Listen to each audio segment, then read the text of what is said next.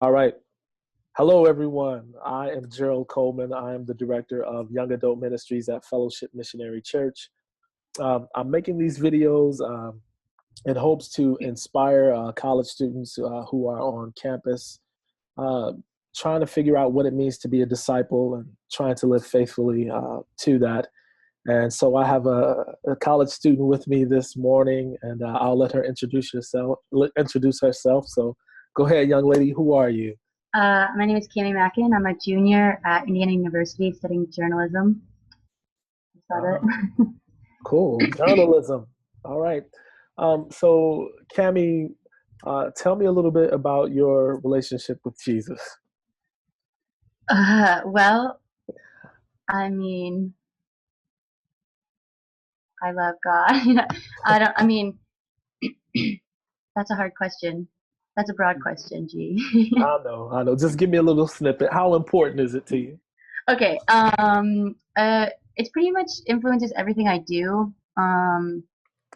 Uh, how I study, how I interact with people, what I'm doing, like, uh, I think it's definitely at the core of everything I do. And whether I succeed at doing that well or living it out well is a different story. But it's very fundamental to everything I think in my life. It's hard to separate most of anything from my relationship with God, and like Jesus, kind of there with everything.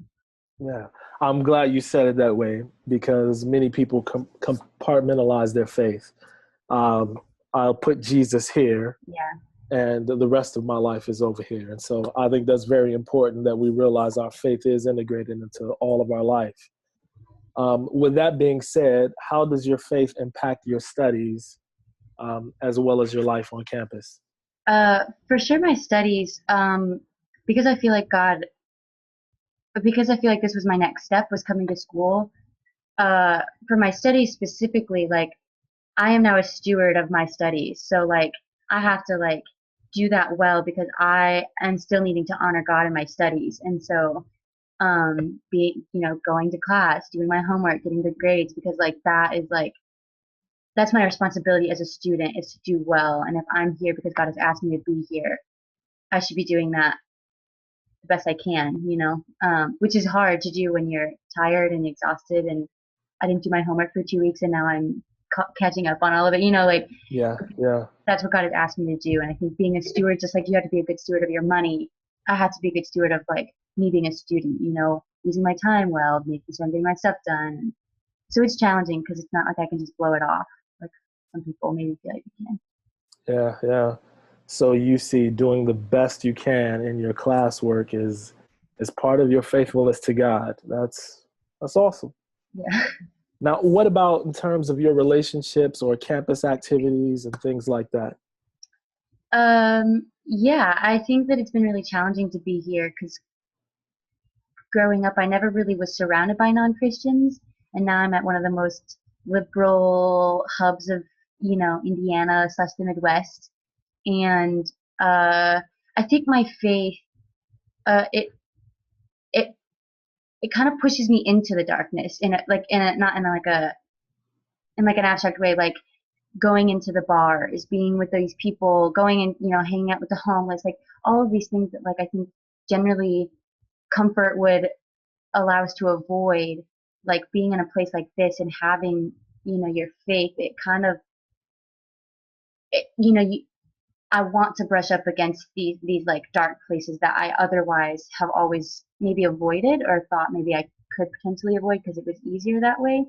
And I think Yeah, that it's been interesting to hang out with my non-Christian coworkers and have really good friends who aren't Christians, which I've never really had before, and just kind of like you're kind of on your own a lot when you're in college, and so really like Jesus becomes the very very deep foundation of everything I have to do because sometimes it's just me and God, and so but yeah, I think it's been interesting to like brush up against this like secular world because they're people and learning to love people because they're people and not necessarily like shy away from like the bad places or yeah. whatever. So That's really good. So was that hard to learn to do? uh Yeah, I think scary more than anything. Especially, I moved here and I just turned 21 and I knew I was coming to one of the biggest party schools. And so I think there's this fear that that God in me isn't strong enough to get me through things and that I'm going to end up being a part of the crowd and doing everything else everybody else is doing. And, so I think it was hard to learn and trust that God is strong enough in me, and I have that dependence. Um, and also that those things aren't going to destroy me and somehow make me unholy because that's what God has asked me to do. God has asked me to go to those places and going to those places, walking into the bar isn't going to make me somehow bad. It's Yeah, actually I'm yeah, loving those people. I'm a display that I can still love you. I'm not getting drunk, but I'm still here with you and I still love you. So I think it's been yeah, interesting. I think it's been more scary than anything to trust that God is big enough to get me through these things. And yeah. yeah. Wow, that's really good. We could spend a lot of time talking about that. I love that. I think Jesus calls us out of the comfort of safety, so to speak. That it's we need to be in the dark places. That's where he calls us to follow him. So, what about any relationships with other Christians? Have you found community while you've been away? Yeah. When I got here, I did a lot of church hopping, checked out quite a few campus ministries. It's been interesting. It's been interesting to be in community with people who even view Christianity differently sometimes, and just the culture of different Christian groups has been really, really interesting and really challenging as well. Because we don't always view things the same way or Yeah, have the same approach to things. Um, but yeah, I mean, getting plugged in is hard sometimes. You go to a church, you don't know anybody, you keep going, and then you just kind of go, and you don't really have much of a community. And so it's hard. I mean, it's frustrating sometimes, but I think sometimes, and especially even with the Christian group, because they're different, it's even a challenge to lean into them and learn from that situation instead of running to something that's really comfortable and something that I know really well. Because these people are my friends and staying because of that. I don't know. yeah, But cool, interesting, man. I got so many things that I could talk to you about, Kemi, but I don't want to take up an hour. um, the next question: what do you feel like in this season of your life, God has been teaching you? um, well, um, I actually just had a big life crisis the other week, and I called my mom and I was crying for an hour, and finally got to the bottom of what this feeling that I've been having, and I've been feeling my whole life. Um, it's almost as if God had this little shield around me, and I had no other choice but to be protected and shielded from a lot of things that other people learned about when they were in middle school or high school, and I'm just now oh, this exists, this is a thing, these are real struggles, and these are like I don't know. So I feel like it's been scary because I feel like God is lifting um this shield, this cover from me, and it's okay, you've been here for 22 years, and now I'm going to take this away, and let's learn to choose me and fight with me, instead of so I feel like it's been a long 22 years of cultivation of God protecting me and instilling a lot of things in me, and now he's kind of taking that little shield away, and it's all right, we can do this, we can battle, not that God's protection is necessarily gone, but it's not a now I have to choose it, I have to choose to go to him. Um, Yeah, which not that that wasn't the case, but I really feel like God's hand and grace was upon me for a really long time and really protected me from a lot of things in life. Um, and now God's kind of all right, I'm gonna take this cover away, but you're gonna be okay. and like let's keep fighting together. Like now you're like a warrior, like you've been prepared. Now you're gonna go fight your battle. Yeah. And so that's been kind of scary because it's a lot of like it's like a whole new world, kind of. I'm like, oh crap, what if I fall? What if I, Mm, what happens if I do yeah. something, because before it was like God's, it's almost like I felt God's grace there. Like I felt his presence, his protection there. And now it's like, I have to choose to go to that. I have to choose to run to his cover. And, so it's been scary, but like, I just feel like God has been like, all right, you're ready now. Let's fight this. Like the real battle's beginning. Let's go. So Yeah. That's awesome. Wow. That's pretty deep there. I can remember, I guess when I started to face some complex things, I guess when you're young in your faith, I don't mean to downplay the book of Proverbs, but right. it's like 1 plus 1 always equals 2. Yeah. But then when you start to live life and you're growing in your faith, you start to realize, man, there are some complex things like things doesn't always work out the way that you think they're supposed to work out. Yeah. But God, He has His way of teaching us and growing us up in Him. So really awesome. Now, also one more point I wanted to bring up is you didn't go to college right away. You did something else. What was that? Well, I did an internship for a year at Fellowship, the one and only, which was a discipleship slash internship thing. I worked with the middle school and then was mentored by T.